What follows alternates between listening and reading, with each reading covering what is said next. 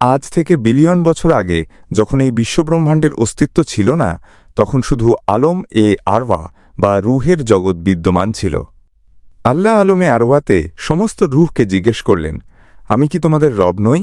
এর উত্তরে সবাই বলল, নিঃসন্দেহে আপনি আমাদের রব।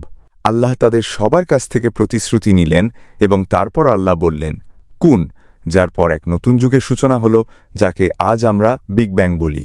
এর মানে হল এই পুরো বিশ্বব্রহ্মাণ্ড বিলিয়ন বছর আগে একটি একক বিন্দু থেকে শুরু হয়েছিল, যে বিষয়ে আল্লাহ কুরআনে বলেছেন। অবিশ্বাসীরা কি দেখে না যে আকাশ ও পৃথিবী একসাথে মিলিত ছিল, তারপর আমি উভয়কে পৃথক করে দিলাম এবং প্রত্যেকটি সজীব জিনিসকে পানি থেকে সৃষ্টি করলাম। তবুও কি তারা ঈমান আনবে না? ওয়াজ দ্য ওয়ার্ল্ডের আজকের এই পর্বে আমরা তুলে ধরতে চলেছি হজরত আদম কে সৃষ্টি ও মানবজাতির সূচনার সেই আদিলগ্ন, যা হয়তো অনেকের কাছেই অজানা। ভিডিওটি ভালো লাগলে আপনার প্রিয়জনদের কাছে শেয়ার করে তাদেরকেও জানার সুযোগ করে দেওয়ার জন্য অনুরোধ রইল। বিগ ব্যাংয়ের পর এই বিশ্বব্রহ্মাণ্ডে বিভিন্ন গ্রহ ও নক্ষত্র সৃষ্টি হতে শুরু করে। এই বিশাল বিশ্বব্রহ্মাণ্ডেই আল্লাহ একটি গ্রহ তৈরি করলেন, পৃথিবী গ্রহ, যেখানে আজ আমরা বাস করি।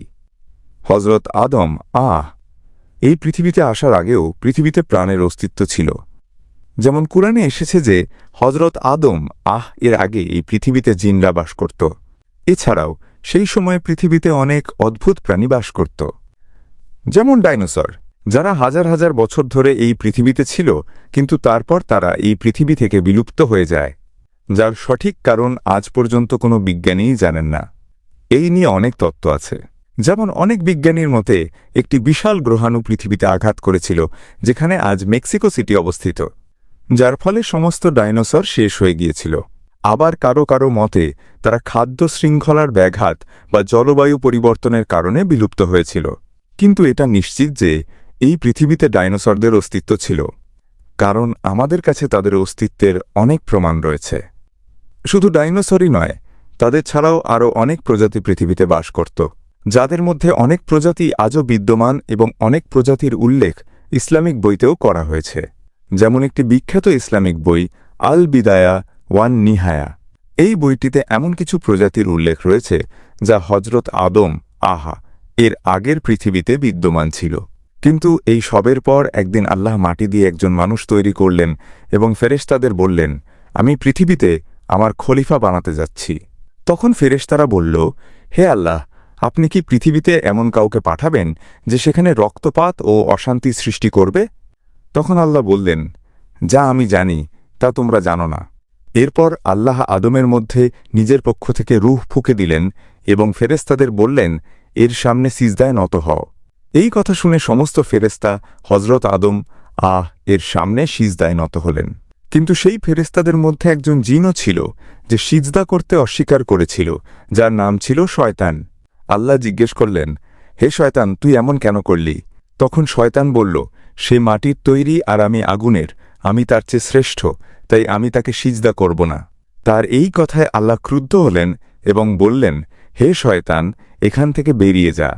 এখন থেকে কিয়ামত পর্যন্ত তোর ওপর অভিশাপ বর্ষিত হবে। তখন শয়তান বলল, হে আল্লাহ, আমাকে কিয়ামত পর্যন্ত অবকাশ দিন, আমি আপনার বান্দাদের আপনার পথ থেকে বিরত রাখব। তখন আল্লাহ বললেন, যা, তোকে অবকাশ দেওয়া হলো, কিন্তু একটা কথা মনে রাখিস, যারা আমার একনিষ্ঠ বান্দা হবে তাদের ওপর তোর কোনো জোর চলবে না। এরপর শয়তানকে কিয়ামত পর্যন্ত অবকাশ দেওয়া হলো। শয়তানের সিজদা করতে অস্বীকার করার পর আল্লাহ হজরত আদম এবং আম্মা হাওয়াকে জান্নাতে থাকতে দিলেন এবং বললেন, যা ইচ্ছা খাও, কিন্তু একটি কথা মনে রেখো, এই গাছটির কাছেও যেও। কিন্তু শয়তান তো শয়তানই ছিল। সে তাদের প্ররোচিত করল এবং বলল, এটি এমন একটি গাছ, যদি তোমরা এর ফল খাও তবে তোমরা ফেরেশতা হয়ে যাবে এবং চিরকাল বেঁচে থাকবে। এরপর হজরত আদম এবং আম্মা হাওয়া সেই গাছের ফল খেয়ে ফেললেন এবং তারপর তাদের পোশাক খুলে গেল এবং তারা পাতা দিয়ে নিজেদের শরীর ঢাকতে লাগলেন। আল্লাহ তাদের বললেন, আমি কি তোমাদের এমন করতে নিষেধ করিনি? তখন হজরত আদম এবং আম্মা হাওয়া কেঁদে কেঁদে ক্ষমা চাইলেন। আল্লাহ বললেন, এবার এখান থেকে বেরিয়ে যাও। এরপর কিয়ামত পর্যন্ত মানবতার পরীক্ষা শুরু হল, যার কারণে আজ আমরা সবাই এই পরীক্ষার মধ্যে এসে পড়েছি। এই বিষয়ে বুখারীতে একটি হাদিস আছে, যেখানে হজরত মুসা এবং হজরত আদম এর মধ্যে একবার একটি ছোট বিতর্ক হয়। হজরত মুসা হজরত আদম কে বললেন, আপনার সেই ভুলের কারণে আজ আমরা সবাই এই পরীক্ষার মধ্যে পড়েছি। এর উত্তরে হজরত আদম বললেন, মুসা, তুমি এমন একজন নবী যে আল্লাহর সাথে সরাসরি কথা বলেছ। তুমি আমাকে এমন একটি জিনিসের জন্য দোষারোপ করছো কেন, যা আল্লাহ আমাকে সৃষ্টি করার আগেই আমার ভাগ্যে লিখে রেখেছিলেন? অর্থাৎ তার সেই আপেল খাওয়া আগে থেকেই নির্ধারিত ছিল, আর আজ সেই আপেলটি আমাদের সবার ফোনের পেছনে আছে, আইফোন। এটি আইফোন 10s। আজ থেকে বেশ কয়েক বছর আগে যখন অ্যাপেল কোম্পানি শুরু হয়েছিল, তখন তাদের লোগো ছিল এমন, যা নিউটনের আপেলের গল্পকে তুলে ধরত, এবং সেখানে এই আপেলটি সম্পূর্ণ ছিল। এরপর এটি পরিবর্তন করে দেওয়া হয়, যা আজও অ্যাপেলের লোগো। এই নিয়ে একটি ষড়যন্ত্র তত্ত্ব রয়েছে যে এই লোগোটি হল হজরত আদম এর খাওয়া সেই আপেল, যা শয়তানের করানো সেই ভুলের কথা মনে করিয়ে দেয়। এই বিষয়ে একজন আমেরিকান র্যাপার পিটবুল, যিনি খুব বিখ্যাত একজন র্যাপার, একটি পডকাস্টে এই তত্ত্বটি প্রকাশ করেছিলেন। এই কারণেই পিটবুল আজও ব্ল্যাকবেরি ফোন ব্যবহার করে, যা বেশ পুরনো মডেলের। কুরআনে আল্লাহর ফরমান আছে যে আমি আদমকে মাটি থেকে সৃষ্টি করেছি। আপনি যদি মানবদেহ পরীক্ষা করেন, তবে দেখবেন এর অনেক বৈশিষ্ট্য মাটির মধ্যেও পাওয়া যায়। যেমন মাটিতে সিলিকা, অ্যালুমিনিয়াম এবং আয়রনের মতো অনেক উপাদান পাওয়া যায়, যা মানবদেহেও পাওয়া যায়। এছাড়াও oxygen, carbon, hydrogen, nitrogen, calcium, phosphorus, potassium এবং সোডিয়ামের মতো অনেক উপাদান উভয় ক্ষেত্রেই পাওয়া যায়। যেভাবে মাটিতে পানি পাওয়া যায়, সেভাবেই আমাদের শরীরেও 60 থেকে 70% পানি থাকে। যেভাবে মাটি পৃথিবীর প্রাকৃতিক প্রক্রিয়া থেকে উদ্ভূত হয়েছে, সেভাবেই আমাদের শরীরের উপাদানগুলো পৃথিবীর সাথে যুক্ত, যেমন উদ্ভিদ এবং প্রাণী, যেখান থেকে আমরা দুধ, সবজি, ফল এবং মাংস গ্রহণ করি।